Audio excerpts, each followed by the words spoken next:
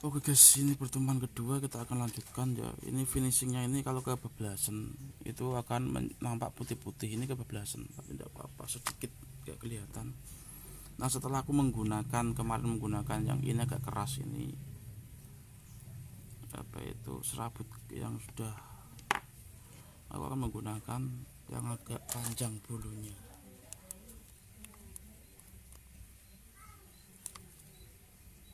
seperti ini guys. Ini untuk penyempurnaan finishing.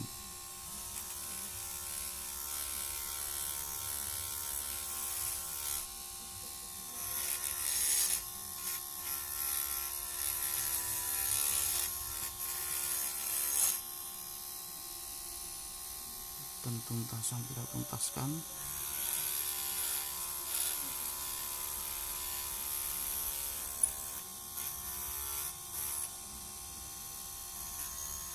Terutama yang di sini ya, karena ini adalah wajah dari jam tangan itu sendiri.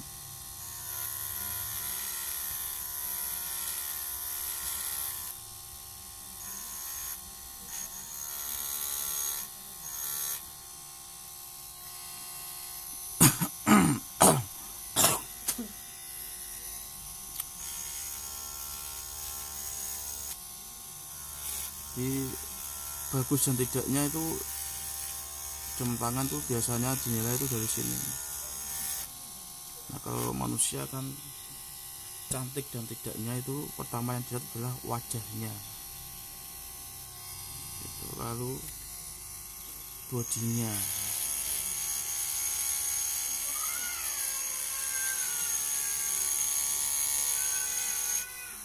lalu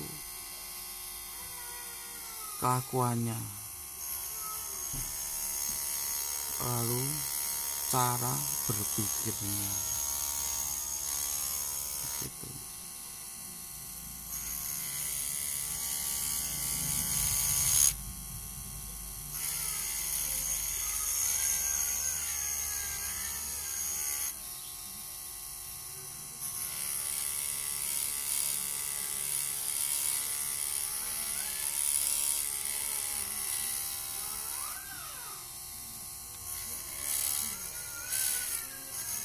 Nah seperti ini kita tuntaskan ini ya.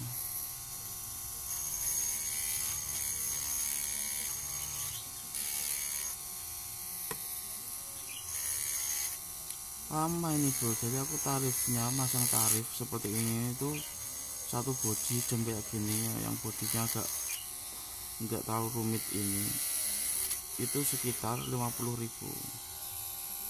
karena memiliki proses yang lama.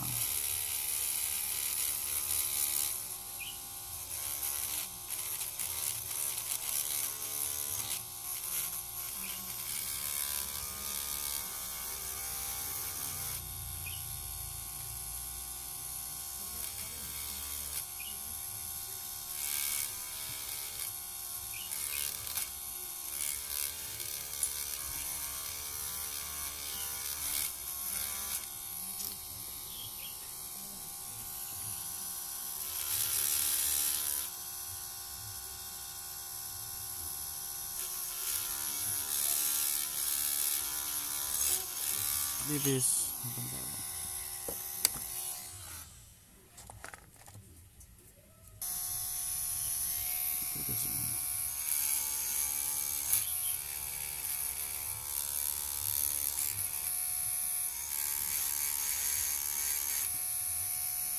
ini sebentar, ini masih ada sisa sedikit supaya jam itu terlihat eksotis dan klasik. Nah, eksotis dan klasik.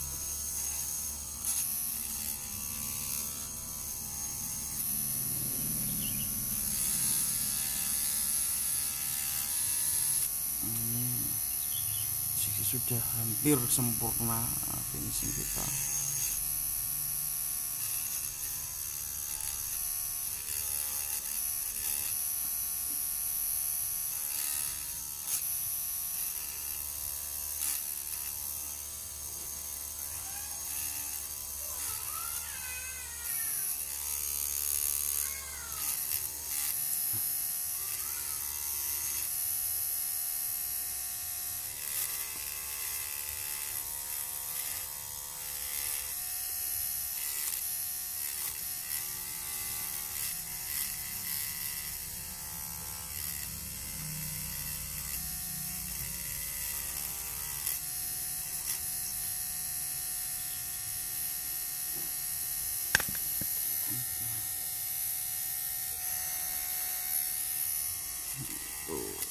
sini guys. Ini hampir sempurna guys.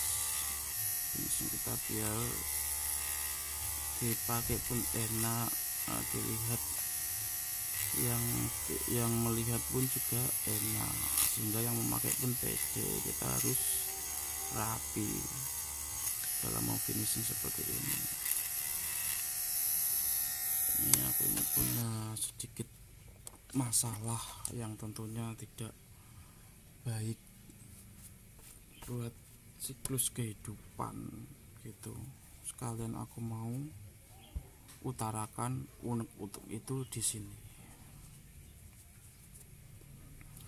Karena di tempat ini terlalu banyak masalah.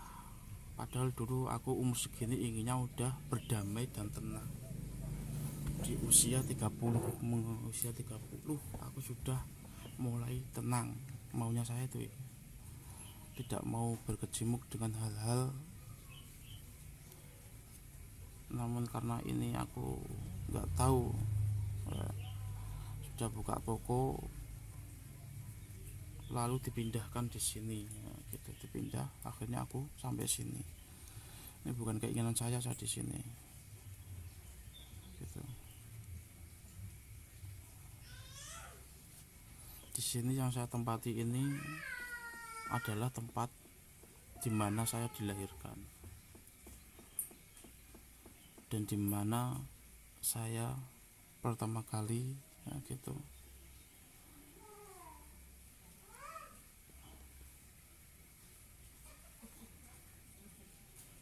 mengembuskan nafas di sini. Itu tempat-tempat yang masa kecil saya kurang menyenangkan gitu. Terlalu banyak nostalgia yang kurang menyenangkan seperti pada konten sebelumnya. Masa kecil saya itu seperti itu. Di tempatku ini ada dua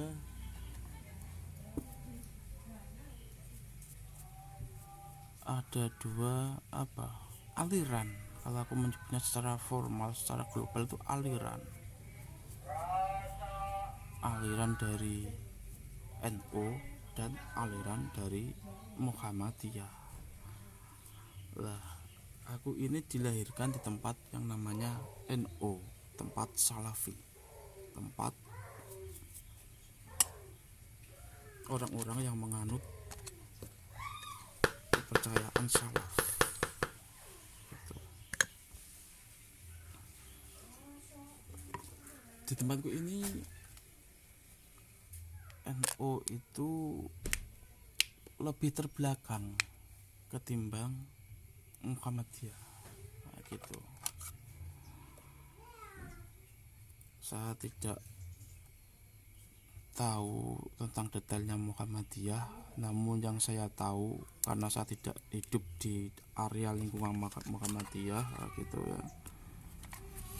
Yang saya tahu adalah kebaikannya saja dari Muhammadiyah gitu. Kebaikan. Aku menceritakan kebaikan Muhammadiyah bukan berarti saya itu Muhammadiyah. Bukan. Karena NU di sini itu memiliki pemikiran yang terbelakang ketimbang Muhammadiyah, lebih maju. Itu bisa dibuktikan. Oke. Ini yang saya hadapi adalah tentang ibadah haji. Gitu. Orang tua saya ibadah haji, namun masih memiliki hutang yang lebih dari ongkos ibadah haji itu. Nah, gitu. Ini yang ahli fikih ini. Ini ahli fikih tentunya tidak merekomendasikan untuk ibadah haji ini. Namun yang ahli dalam bidang tauhid dia akan merekomendasikan karena sudah diniati maka lanjutkan. Nah, gitu. Itu pasti berpikirnya seperti di situ. Sekali lagi fikih sama tauhid itu selalu bertolak belakang. Dalam di sini aku ambil kesimpulan gitu.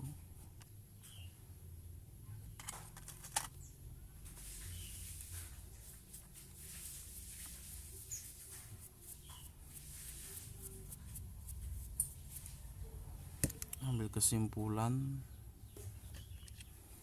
kita cek dulu ini baterainya guys, sebentar.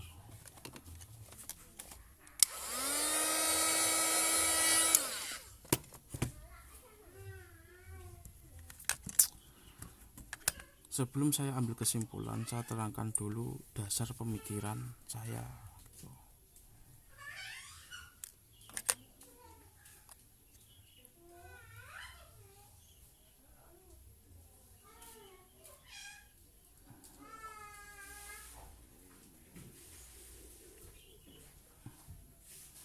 Beriman tapi tak berakal, tuh. Kebanyakan tuh yang masih dilakukan oleh masyarakat itu seperti itu.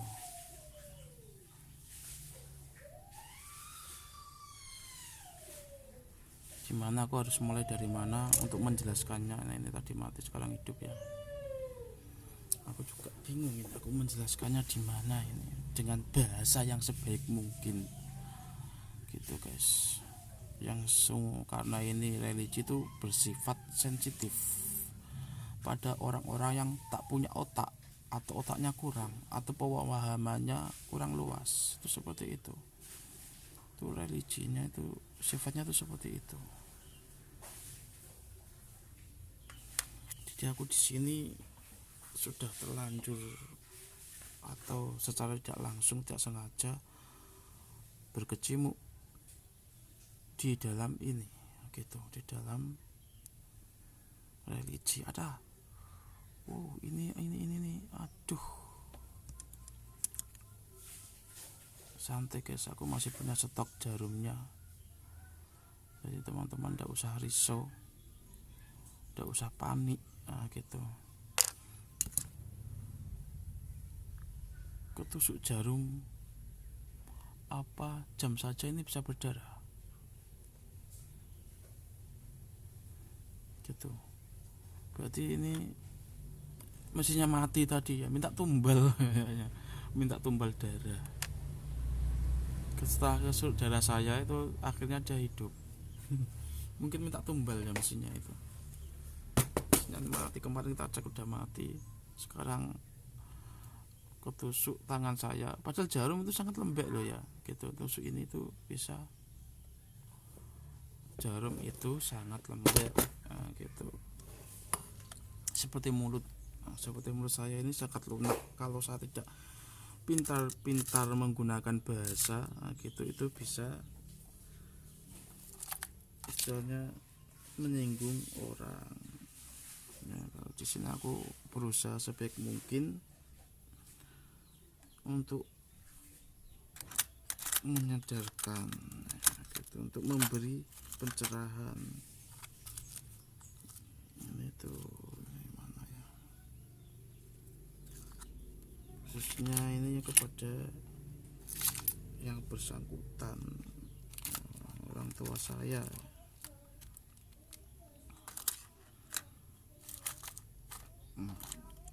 Enggak dipertimbangkan enggak apa-apa, enggak didengarkan enggak apa-apa, karena basic saya memang bukan di religi, namun aku berkecimpung di sini.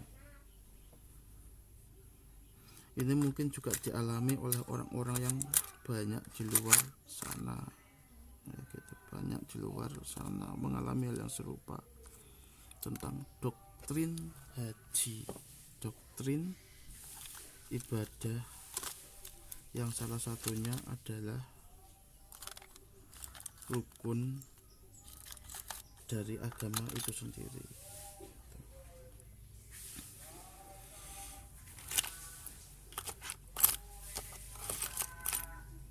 Jadi kita kembali lagi, sebelum saya jelaskan itu, kita ambil perbandingan antara NU dan Muhammadiyah.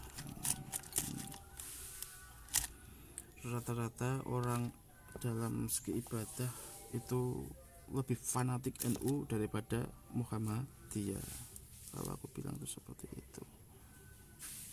Di sini mana aku jarumnya ini guys, jarum dulu, aku cari jarum.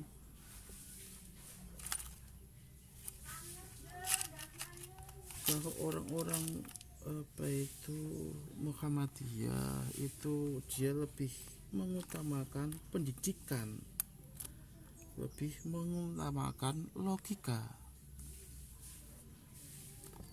gitu.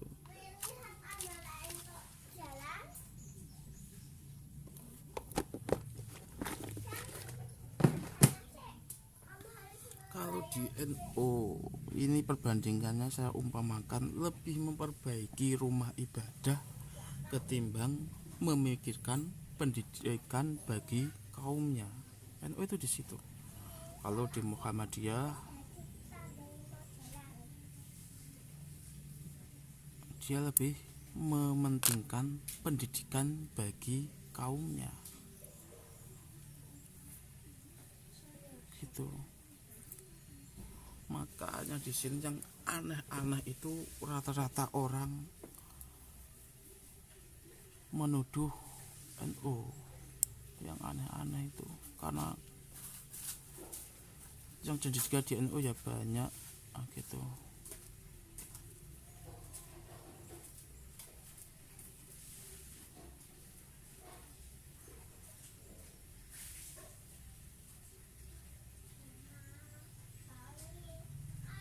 Makanya itu pentingnya itu memiliki logika dalam berkeyakinan, memiliki logika dalam berkeyakinan, bukan dengan fanatikme, bukan dengan hanya keyakinan belaka, gitu.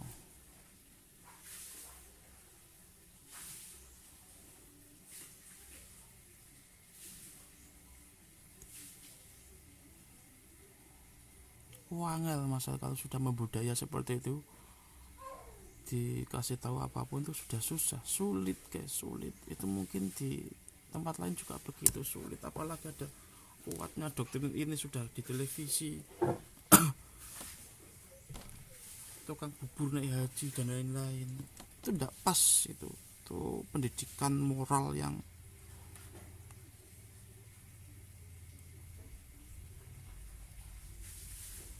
tidak pas, seperti itu tidak pas. Rahasia ilahi dan lain-lain itu tidak pas. Itu kok ditayangkan gitu. Itu kan bubur naik haji, ada maijah, pengen haji banget begini-begini, itu tidak pas guys, tidak pas. Itu kalau sebenarnya itu bagus, namun kebanyakan orang-orang yang meresponnya itu salah, tidak seperti itu. Apalagi kalau di Torekos ini tuh kadang kiainya menyuruh hal-hal yang non logis. Aku sudah gitu.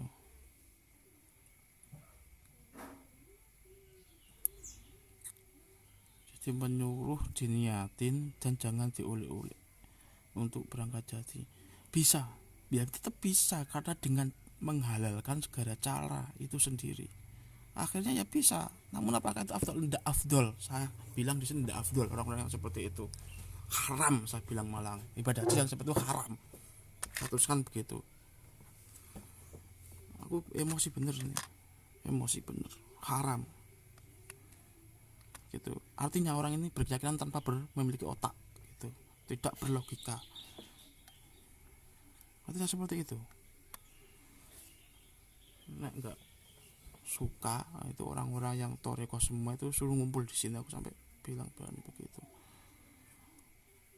Haji lunasi dulu semua hutang gitu, nggak usah dipertahankan hal-hal yang seperti itu. Ada kewajiban yang lebih besar daripada itu. Kalau ada mungkin ini juga sama, ada yang mengalami hal seperti ini gitu. Aku nggak peduli ahli fikih ahli apa, bahwa kita masuk nggak di otak itu untuk misalkan untuk kehidupan ini gitu. Kitab-kitab yang Anda pelajari kalau misalkan tidak masuk di dalam kehidupan berarti tidak laku, tidak sesuai dengan kehidupan, sesuai dengan realita. Aku bilang guys, Ya, orang-orang seperti ini marah bener aku, bener guys. Nah, kalau di sini ibaratnya aku disuruh ke Paris atau ke Mekah, aku pilih ke Paris gitu.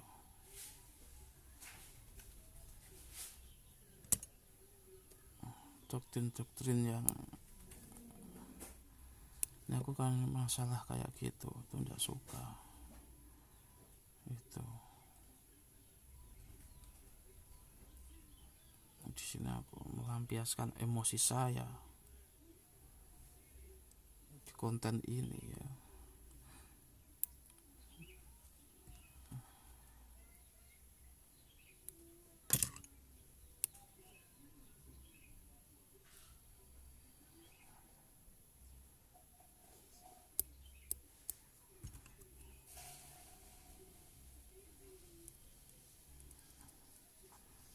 Kita tinjau saja secara umum, secara ekonomi.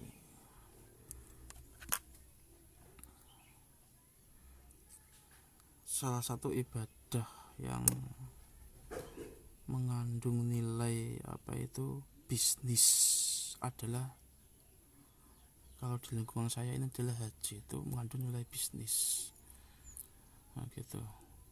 Di Arab sana selain terkenal akan minyaknya yang menyumbang kekayaan di Arab juga haji ini. Itu orang-orang Arab makanya itu kaya-kaya, yang jualan agama itu kaya-kaya.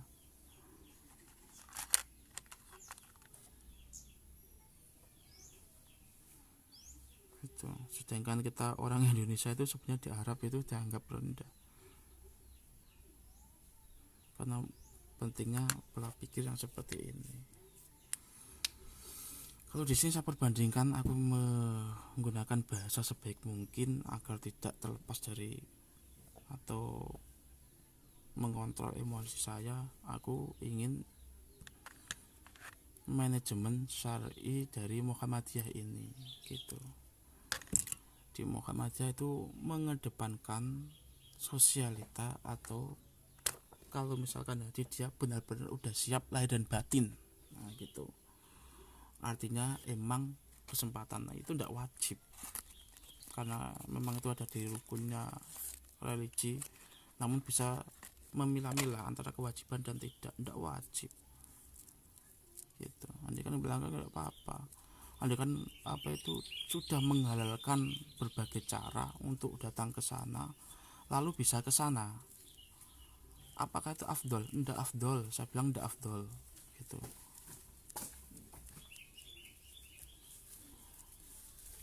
Di balik itu ada sesuatu yang sangat lebih penting untuk diselesaikan ketimbang pergi ke sana.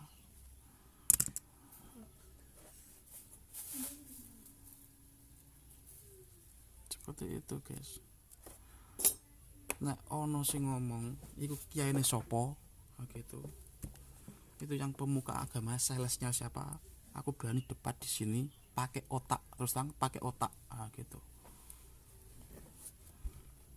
Tuh, kiai-kiai yang menyarankan untuk seperti itu, karena dulu aku memang pernah dengar sendiri itu di Jepara ya, seperti itu.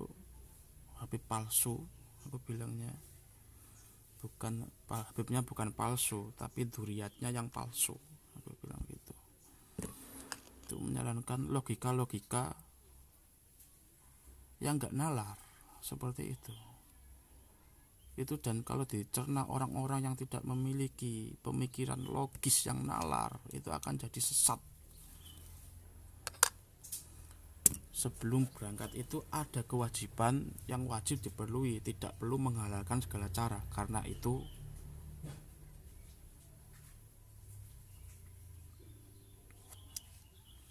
merupakan kesempatan gitu. Boten le.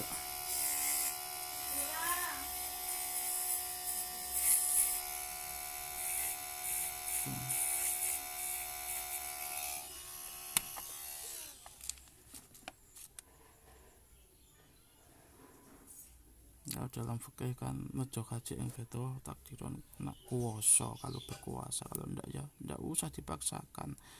Niat, tapi ada keperluan mana yang lebih didahulukan itu diutamakan, yang lebih ada kepentingannya lagi, bukan sekedar niat saja. Niatnya bagus tapi caranya yang salah, seperti itu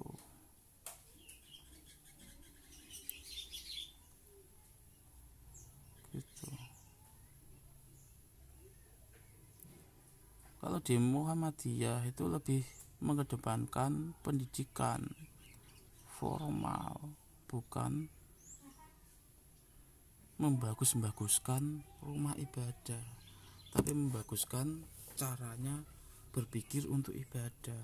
Kalau di Muhammadiyah itu seperti itu. Dulu waktu anak saya sakit itu sebelum dibawa ke rumah sakit umum memang dibawa ke Muhammadiyah daerah Mayong sana.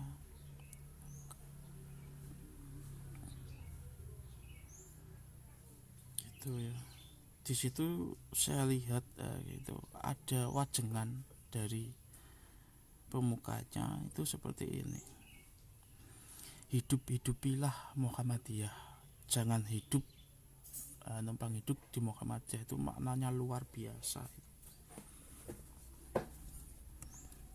gitu, maknanya luar biasa. Meskipun saya bukan orang MD, namun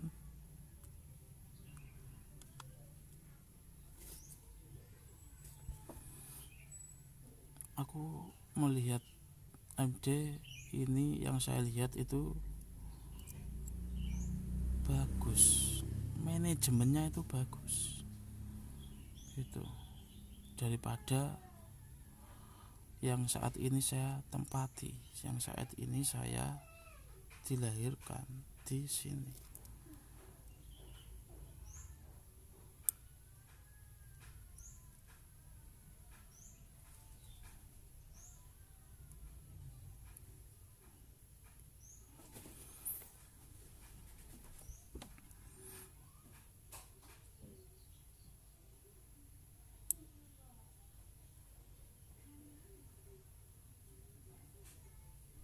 Gitu guys, itu yang menjadi problem ke saya gitu. Lebih mengedepankan pola pikir daripada keyakinan gitu. Makanya saya bilang berkeyakinan tanpa memiliki dasar. Nah itu berkeyakinan tanpa memiliki dasar.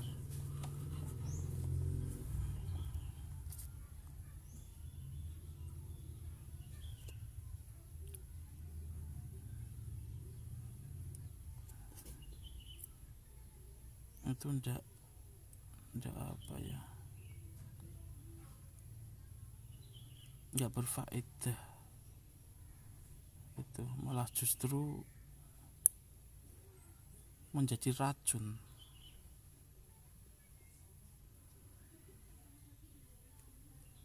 dalam kehidupan. Karena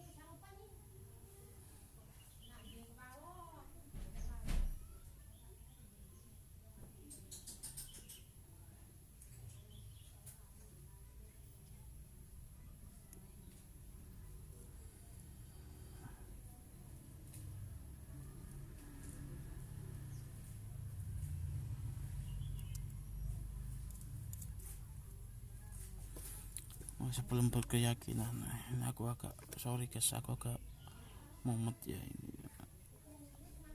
Oke, kita lanjutkan saja ini, langsung to the point lah gitu. Ini langsung kita gini aja. Nah, kita hilangkan ini lemnya dulu langsung ini, karena memang ada lemnya ya.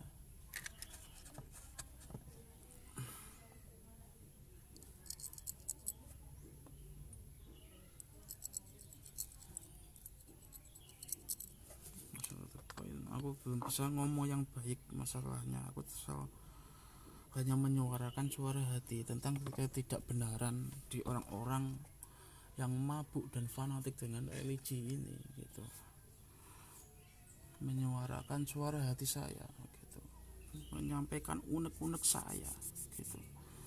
Itu yang pihak televisi juga. Kalau sekarang televisi sih tidak begitu kayak dulu, namun dulu ada tukang bubur naik haji dikasih penalaran yang logis, dikasih bukan langsung dengan fanatikme, bukan dengan hal-hal yang memicu bim salah bim abakadabra hus hus, bukan, nggak usah dikasih itu. Karena televisi apalagi zaman dulu itu adalah pendidikan moral bagi orang. Sekarang televisi nyiarnya kayak gitu, penjajahan pola pikir.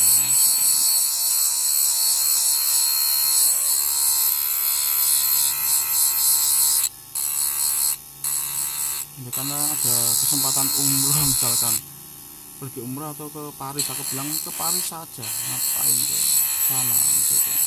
Karena kalau di Paris ternyata adalah wisata, sudah jelas itu wisata, niat saya itu wisata, bukan beribadah. Jadi jelas, saya mending ke Paris, ngapain wisata, ke wisata religi gitu.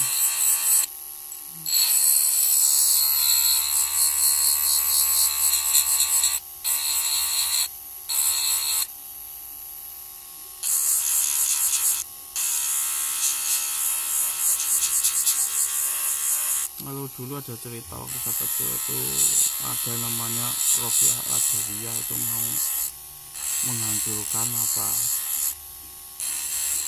mau memadamkan neraka gitu, dan mau membakar surga gitu. Orang-orang zaman dahulu ya tidak ada respon,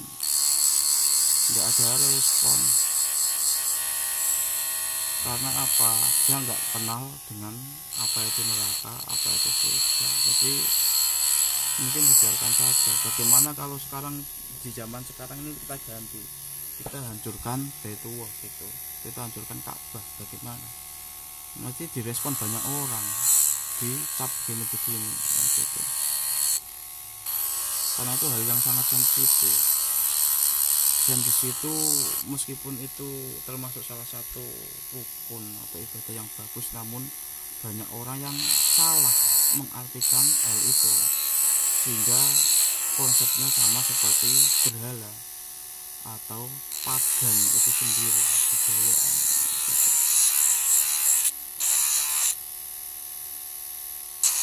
Karena orang sudah banyak mengenal, sudah banyak melihat apa itu Ka'bah itu. Kalau dalam segi ekonomi, gini, Ka'bah ini adalah penyumbang terbesar, bukan terbesar, mungkin kedua, karena Arab juga punya minyak dan lain-lain, atau bisa katakan terbesar lah, termasuk salah satu nominal terbesar untuk bangsa Arab sana itu. Kalau secara kacamata ekonomi itu seperti itu, penjajahan.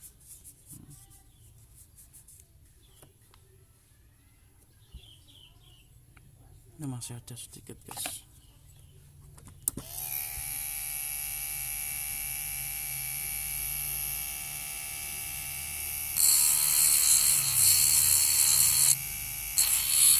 Pentingnya memiliki pola pikir sebelum berkeyakinan itu seperti ini. Jadi tidak asal berkeyakinan tanpa mengetahui, itu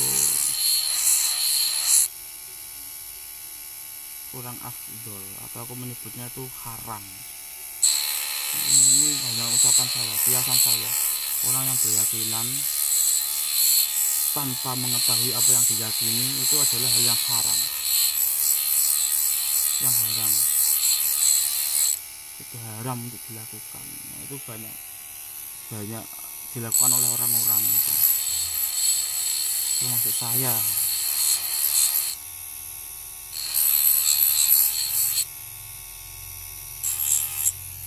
Aku nggak sesuainya di situ. Tema saya religi karena masalah di sini adalah religi.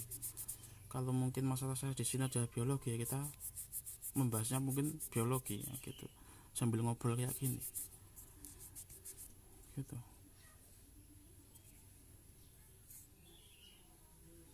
harus disesuaikan ya, sesuaikan pinggirnya juga biar tidak kelihatan gitu.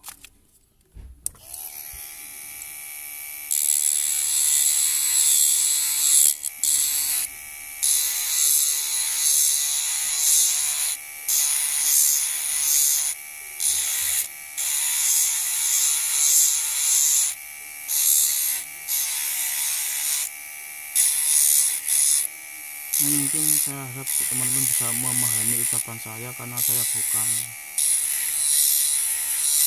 tidak bisa memilih bahasa yang bagus ya, karena ini berdasarkan masalah yang saya hadapi gitu. Ini biasanya juga dilakukan hanya memiliki kesamaan pada orang-orang atau orang-orang sekitar teman-teman gitu. Doktrin yang membabi buta seperti itu, doktrin yang fanatik seperti itu, bagaimana ya cara menghilanginya doktrin seperti itu tanpa membeli penalaran atau ilmu yang pas, sesuai kondisi, sesuai alur gitu, sesuai alur.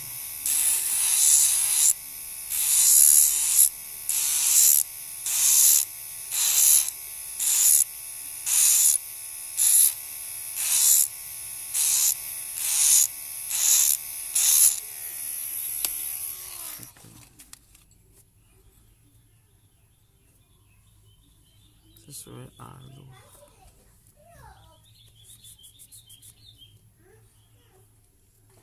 Mempercayai Ka'bah itu sebagai pusat peribadatan itu juga salah satu bagian dari pagan, budaya yang menyembah berhala gitu.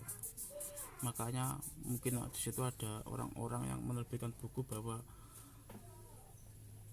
ibadah haji adalah termasuk salah satu aktivitas menyembah berhala. Dikatakan salah ya salah, dikatakan benar ya benar. Mungkin dia mengalami masalah hal itu, melihat ketidakadilan atau ketidaksesuaian dalam syariat seperti itu gitu. Makanya dulu ada kabar kan sampai ingin bagaimana kalau Ka'bah dipindah dari Indonesia saja gitu. Indonesia karena ekonominya kurang kan gitu, atau ini Candi Borobudur dibuat peribadatan Hindu gitu. Ya kalau misalkan itu dikatakan menyimpang ya menyimpang, dikatakan benar ya benar. Hal seperti itu tergantung di mana sudut pandang kita mengarah. Itu tergantung sudut pandang kita di mana. Nah, gitu.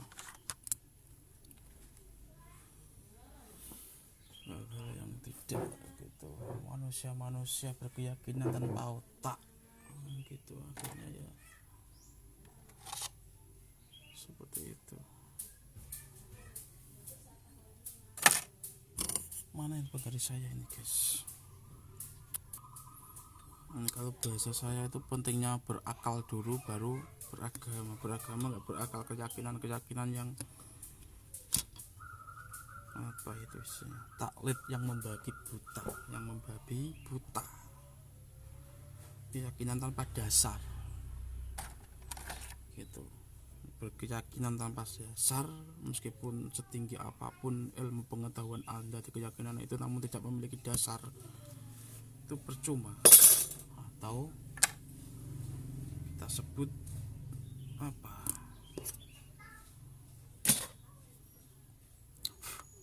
keyakinan tanpa dasar. Nah, sekali lagi kalau teman-teman ini berkeyakinan harus menggunakan dasar yang jelas untuk diyakini gitu, bukan asal yang penting yakin, otak yang penting yakin gitu aja. Oke, setelah ini sudah saya beri label guys. Aduh, ini tadi ada karena aku kurang konsentrasi ya gitu. Nah ini gitu kisahnya, kalau orang mau berak nggak dilepaskan itu akhirnya seperti ini juga bukan kemauan saya sendiri sih, ini pelampiasan emosi saya gitu. Nah dalam pelampiasan emosi ini itu juga mempengaruhi bagaimana pola pikir atau kecerdasan emosional. Nah, gitu. Dulu aku waktu nggak bisa ngontrol emosi ya gitu, yang belum saya praktekkan, itu ada guru psikologi saya gitu, guru psikolog saya, kalau kamu mau, karena aku masih kecil kan, dulu disuruh pergi ke kebun, nah, itu pisang, aku suruh melampiaskan sama pisang untuk memukuli pisang. Nah, sekarang udah dewasa, udah tua seperti ini, pelampiasannya ya di sini. Bentar guys, ini ada tamu ini guys.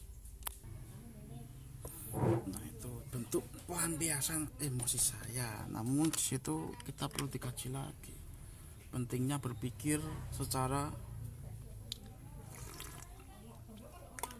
bijak dan realistis. Seperti itu.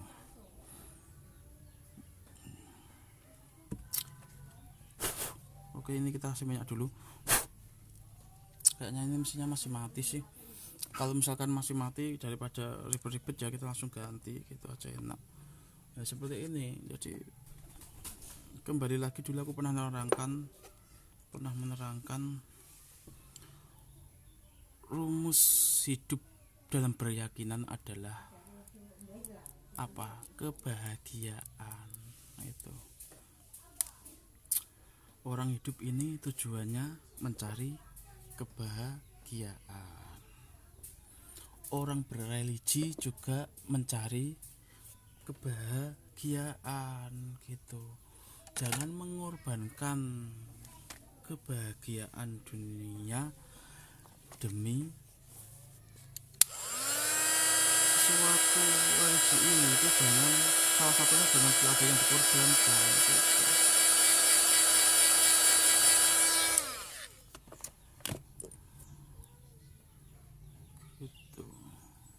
Kalau misalkan tidak bisa haji karena memiliki utang, mana yang didahulukan? Membayar hutang itu dulu. Kalau nggak dibayar, akhirnya menyakiti diri kita sendiri, menyakiti pikiran kita sendiri, gitu. Nah, kalau ke sendirinya tidak apa-apa, namun kalau dampaknya sama orang lain, nah itu sama orang-orang sekitar, itu yang malah lebih nggak afdol lagi, gitu.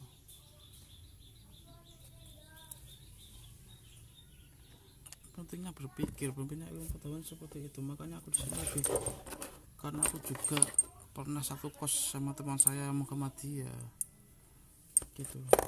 Dalam segi baca Al-Quran mungkin dia kalah dengan saya, namun segi pola pikir dari apa itu organisasinya, aku salut sama dia, gitu. Kok organisasinya kok nggak ada yang seperti ini ya, aku gitu. Organisasi yang dimana tempat saya dilahirkan itu nggak ada yang seperti ini. Juga meskipun saya bukan Muhammadiyah, tapi aku sangat respect ke Muhammadiyah ini, yang saat ini itu ada satu desa dengan saya, gitu.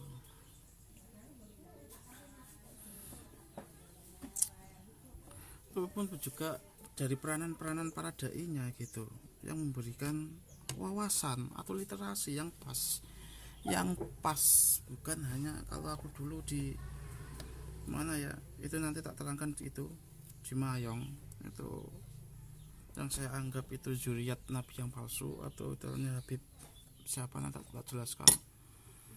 Itu seperti itu, saya mengadakan itu politik dalam berhaji, gitu. Kemungkinan itu sama, konsepnya sama kayak gitu. Kadang politik yang dianut itu jangan diceritakan ke orang, nggak pas.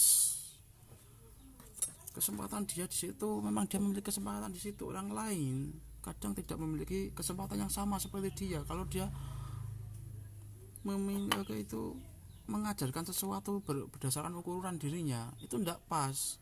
Kalau saya di situ, kalau misalkan saya ada sandal itu tak tapuk lambene, gitu, tak gimana ya. itu tidak pas. Ajaran-ajaran yang seperti itu tidak pas. Jangan mengukur seseorang dengan sesuai dengan kapasitas diri kita, itu tidak pas gitu. Orang memiliki kesempatan berbeda-beda, nggak perlu memberi narasi-narasi atau doktrin-doktrin yang sesuai kesempatan dia dapat. Oke, ini udah bisa saya anggap, ini udah bisa, tinggal kita pasang kembali ya. Ini jarumnya nggak perlu saya ganti, sudah cukup. Nah, itu kesimpulan saya. Ini untuk harapan saya kepada para sales religi ya gitu, bukan hanya di Islamnya atau yang bukan hanya di Nasrani, bukan hanya di Hindu dan Buddha ya, seperti itu. Kalau mau membimbing umat, sesuaikan dengan zaman sekarang, beli literasi yang jelas. Nah, itu pentingnya kita berakal sebelum berkeyakinan gitu. Kumohon kepada salah religi itu jangan memberikan doktrin sesuai ukurannya, bukan. Setiap orang itu memiliki kesempatan yang berbeda-beda, memiliki pengalaman yang berbeda-beda gitu guys ya. Nah, ini seperti ini.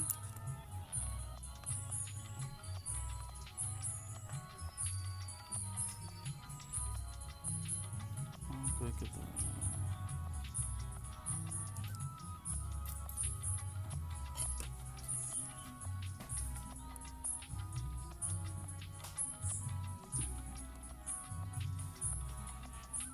tarik sebentar seperti ini ya.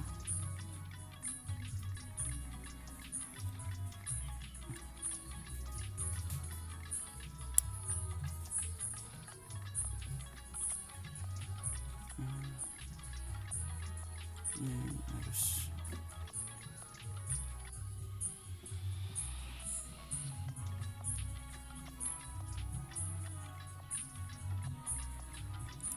ini bisa menjadi penghalang, kita luruskan dulu jarumnya ini ya,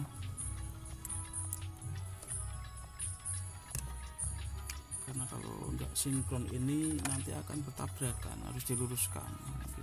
Begitupun juga para sales itu harus meluruskan pikiran jamaahnya terlebih dahulu. Sebelum meluruskan pemikiran jamaah ya luruskan pikirannya dulu.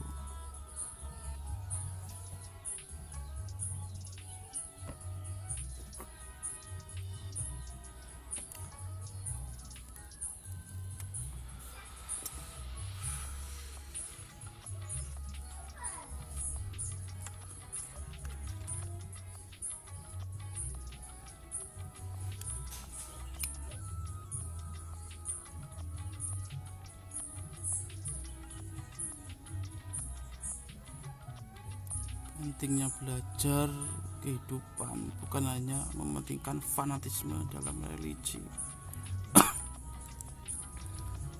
Makanya dulu itu adalah apa itu, kalau di tempat saya, dekat tetangga saya itu ada Raden Adem Kartini. Aku bilang, dia bilang gitu, agama itu memang baik, tapi berapa banyak kehancuran atau kerusakan yang disebabkan oleh agama. Nah, ini peranan sales ini juga memiliki peranan penting, memiliki tanggung jawab penting dalam hal pola pikir umat. Itu tanggung jawabnya para sales juga, bukan tanggung jawabnya tukang servis jam tangan seperti saya gitu. Cuma ini adalah bentuk harapan saya, permintaan saya kepada sales gitu. Luruskan dulu pikiran umat gitu. Sebelum luruskan pikiran umat, luruskan pikirannya terlebih dahulu.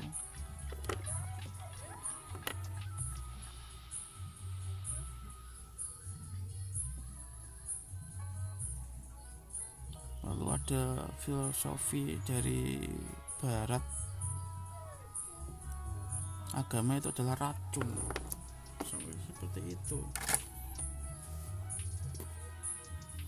kalau karena kurang betul memahami tentang religi ini, kurang literasinya kurang jelas,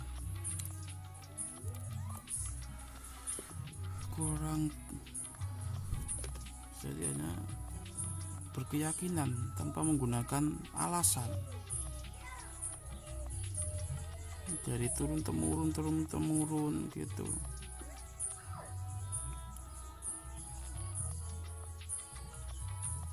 Jadi kalau yang niatnya mau dicari adalah surga gitu, kalau biasanya orang religi yang dicari adalah surga. Ada juga satu religi yang mengajarkan apa itu reinkarnasi, nah, gitu, biar reinkarnasinya itu tidak dijadikan anjing, nah, gitu, atau binatang biar jadi manusia lagi, atau yang religinya menganut kepercayaan surga. Itu bagaimana aku menyimpulkan ini.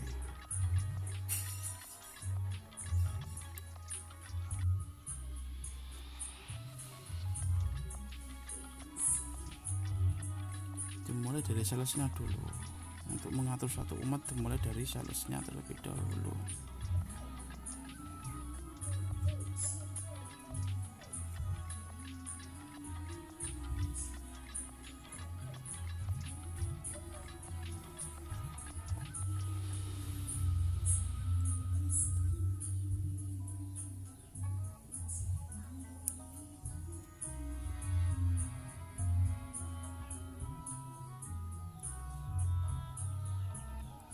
Itu sama seperti apa itu, aku dulu waktu masih SD kayaknya ya, pergi ke Jombang tanpa bekal gitu.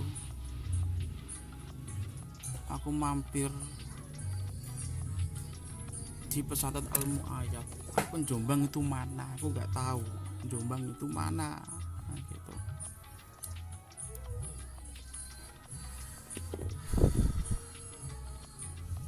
Lalu kiainya bilang, kowe iki tekadmu tekad nekat, tekad saya udah bulat. Aku bilang gitu, aku nggak mau ngaji di sini, aku mau ke Jombang. Aku kan disuruh ngaji di pesantren Al-Mu'ayyad dulu, kayaknya terus menghentikan saya mau di situ. Atau tekadmu itu tekad nekat, bukan tekad yang bulat, nah gitu. Itu nggak boleh seperti itu.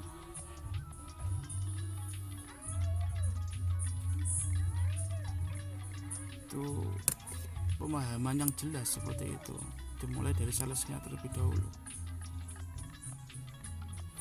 Kita udah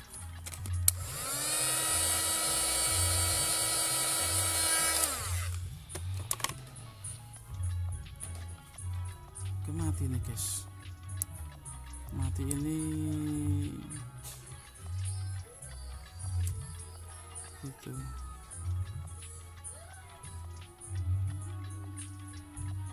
Nah seperti kalau itu juga harus, semua sudut pandang itu harus dilihat dari alurnya, bukan langsung memvonisnya, bukan alurnya di mana gitu.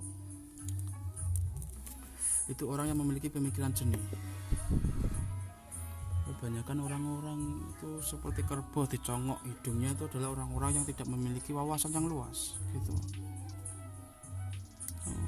Di sini masalahnya itu bukan masalah lain yang saya hadapi saat ini, adalah masalahnya itu. Oke, aku juga ini tidak mau ambil pusing, nah gitu, kita ganti saja mesinnya ini daripada nanti customer saya kecewa, nah gitu.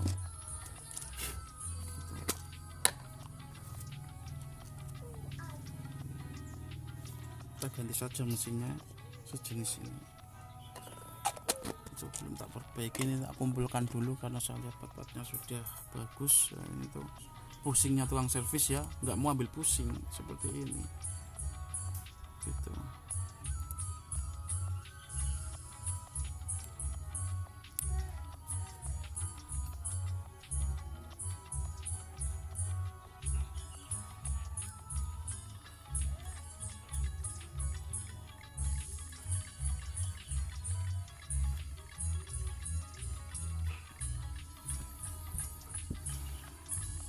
Itu ya teman-teman ya, siapa tahu di sini ada yang seorang sales religi gitu, tolong tanamkan dulu ilmu kehidupan, baru ilmu keyakinan.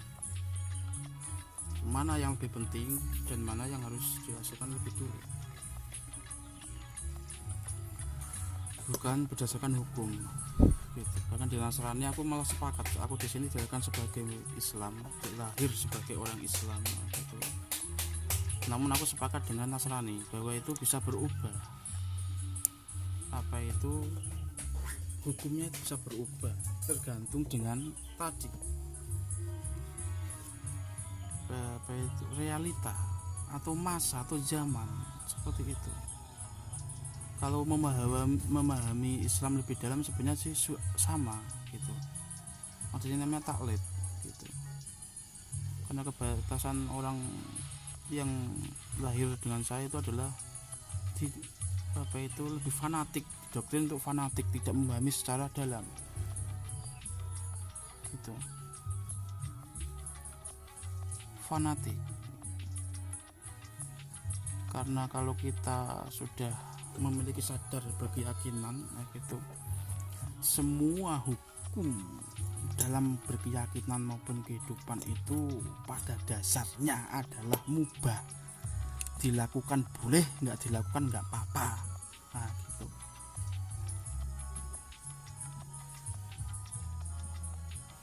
Namun bisa menjadi wajib, haram, makruh, itu tergantung apa susunannya gitu. Sebenarnya itu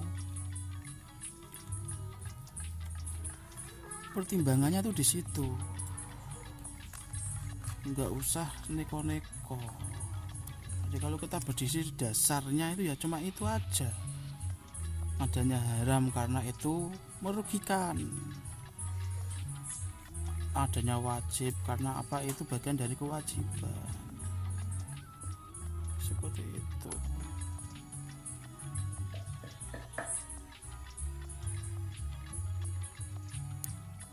Yang saya hadapi bagaimana aku, karena saya bukan sales religi, saya tukang suas-suas jam tangan, jadi nggak bisa menyuarakan hal seperti ini. Nah kalau misalkan ini ada teman-teman yang menonton ini kebetulan sales religi, saya minta tolong gitu, luruskan dulu pola pikir jamaahnya, umatnya gitu. Luruskan dulu pola pikirnya, baru didoktrin untuk berkeyakinan lebih dalam.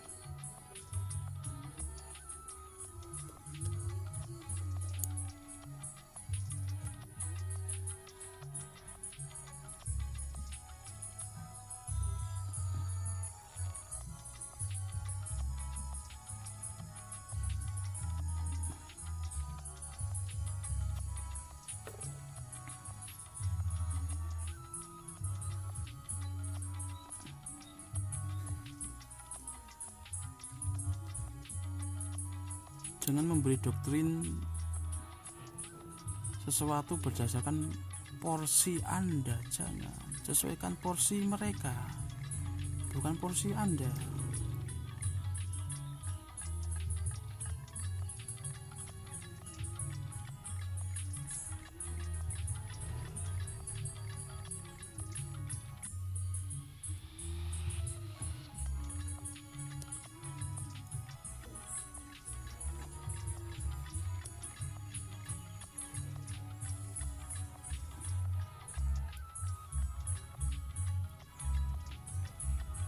Kalau tak gini kan itu lengkungan sedikit gini lah, cuma tidak apa-apa kalau tak lengkungan. Nah ini agak bagus, sudah cukup lah, aku udah cukup.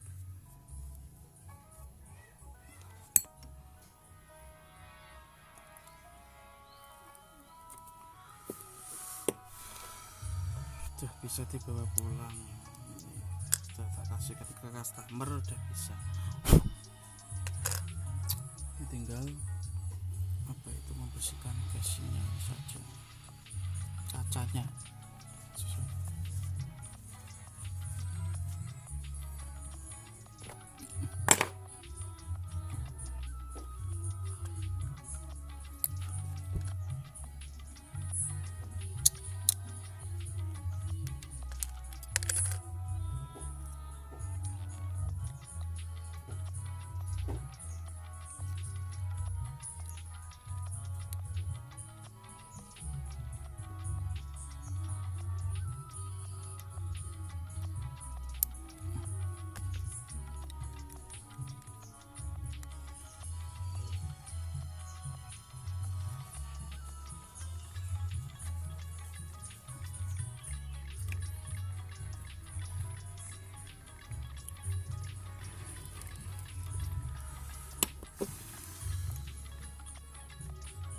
Ini sudah saya finishing.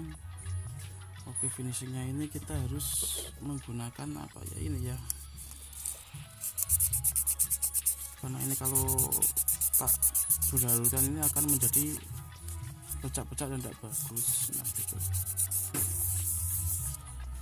Nah kalau sini kan udah tak tulisin ya, ini itu tidak terlalu ketara, tapi itu tuh lebih apa ya, lebih jos lah pokoknya, lebih pas ya gitu, lebih pas bahasanya itu seperti apa, lebih ergonomis ya. Ergonomis apa, aku kalau menjabarkan teman-teman bisa googling sendiri ya gitu, ergonomis itu apa, karena bahasa saya ini mungkin sulit dipahami kalau aku menggunakan bahasa-bahasa seperti itu. Tapi ada namanya KBBI ya gitu, karena bahasa yang umumnya digunakan itu apa aku nggak tahu. Kalau yang saya katakan ini lupa sih, pokoknya nggak tahu, lupa. Lebih pas, lebih serasi ya gitu, lebih serasi. Ergonomis itu maksudnya itu.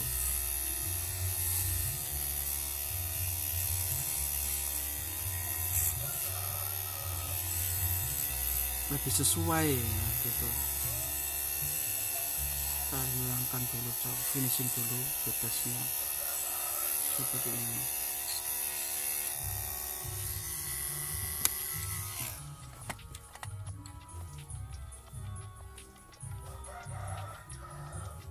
Oke, sudah bisa ya ini ya.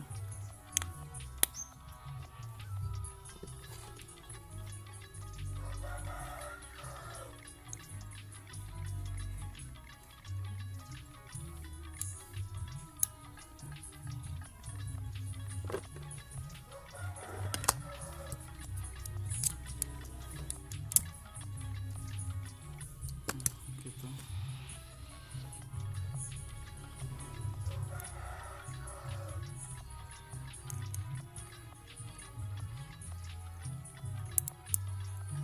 Nah seperti ini ya.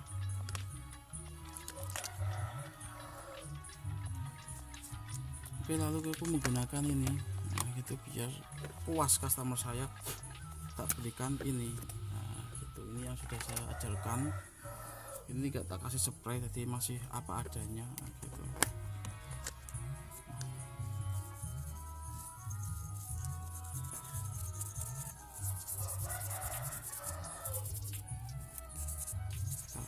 Belum tak olah, aku masih apa adanya seperti ini. Karena tidak perlu saya olah, fungsinya sama gitu. Sebagai tukang servis ya apa adanya seperti ini, masih alami ya, gitu.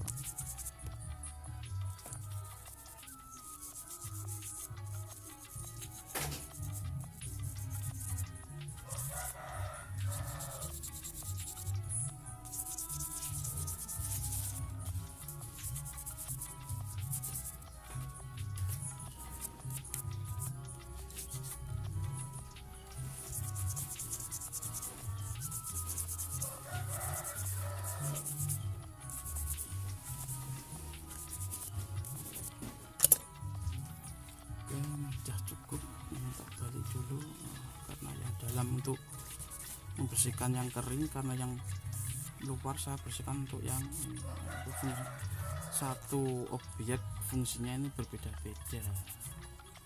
Seperti saya ini satu apa ya, satu tema atau nice servis jam tangan, namun ngocehnya juga kemana-mana. Nah ini sudah saya